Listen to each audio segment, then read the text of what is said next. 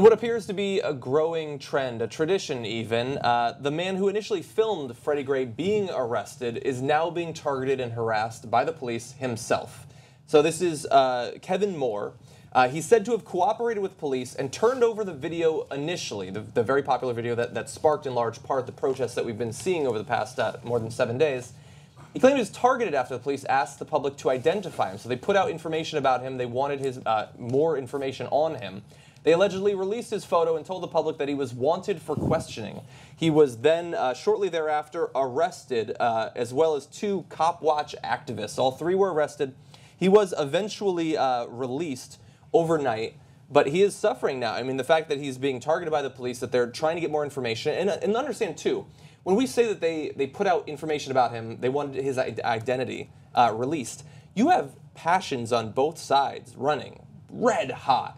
And when you put out his information and say, this is the guy that sparked it, any people who are perhaps extremely conservative right-wingers who are pissed off about the situation, like, you're then opening him up to possibly being targeted by some sort of vigilante justice. And I'm not saying that that's why they did it, but that is one of the potential consequences from what the police did. And it seems like political or cop strike back for him being willing to take the footage in the first place.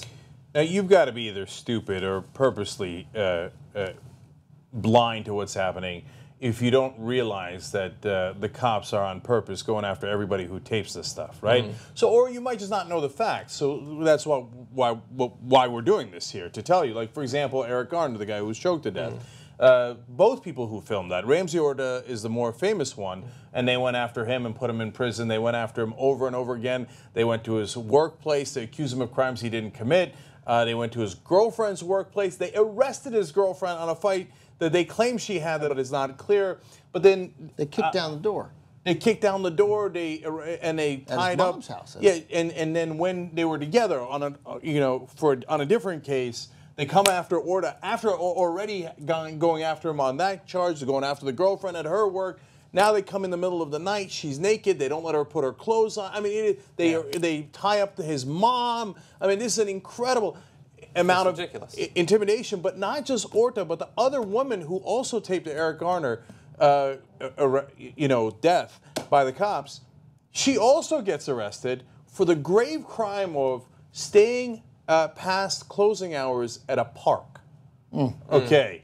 Now, you think that's all a coincidence? That every single person who taped these famous incidents winds up getting harassed, their girlfriends get arrested, their family gets targeted, they get put in jail. Orta's in jail right now on a bail that he can't possibly pay, whether he did the crime they accuse him of or not. He's never even going to get a chance to prove it or he hasn't gotten a chance, I should say, in all this time. He's been sitting there for months, right? 9 months. I think he got out in April. I think he got out in April after 9 months in. Okay, so 9 months. So the guy who kills Eric Garner, the cop who kills Eric Garner, gets away with it completely. The people who are arrested are Orta, the other woman who taped this, and now the person who taped the Freddie Gray, basically how they roughed him up and put him in the van and where he eventually died, now also being targeted. Yeah. I mean, some Fox News people will come out, oh, no, that's a conspiracy theory. No, besides which, they probably did something anyway. Right?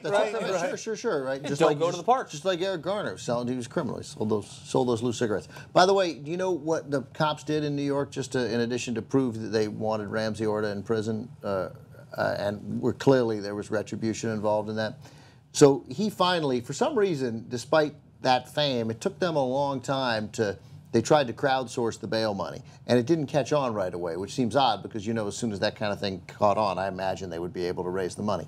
When it finally caught on, they did. They raised the money.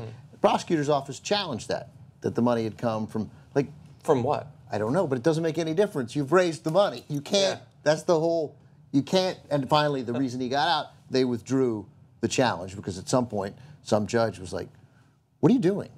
Yeah. We got bail. They can make bail.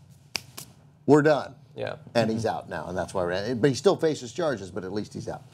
Just please don't be stupid. Of course the cops are targeting the people who taped them. They despise the people who taped them, and they're trying to send a message, okay? So if you don't get that, now that you know the facts, if you still deny it, you're being purposely ignorant at best.